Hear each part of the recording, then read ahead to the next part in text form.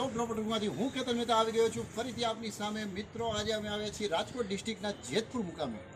જેતપુરની અંદર મોટા ચોક વિસ્તારની અંદર એક શોરૂમની અંદર અમને જાણવા મળ્યું કે પાણીના ટીપા છતમાંથી ટપ ટપ પડી રહ્યા છે।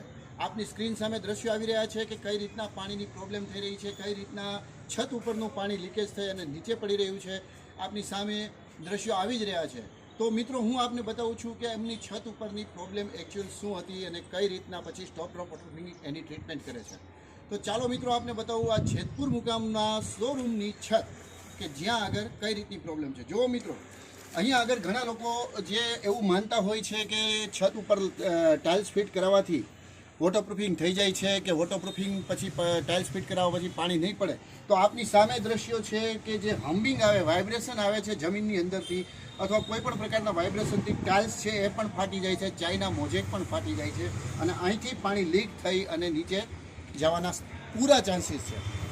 એ જ રીતના અહીંયા આગળ આપ જોઈ શકો છો કે વાઇબ્રેશનની કારણે આ જે પારાપેટ છે, આ પારાપેટ કઈ રીતના ડેમેજ થઈ છે। એવી જ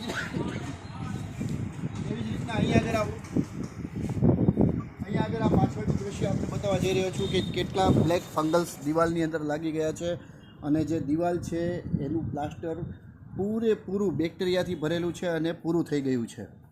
તો મિત્રો આ રીતની પોઝિશન છે। અહીંયા આગળ આપને બતાવવા જઈ રહ્યો છું કે પારાપેટ જે છે એ પારાપેટના જોઈન્ટ કઈ રીતના ખુલી ગયા છે। તો મિત્રો આ રીતની પોઝિશન રાજકોટ ડિસ્ટ્રિક્ટના જેતપુર મુકામે શોરૂમની અંદર એમની છત ઉપર આ પ્રોબ્લેમ છે।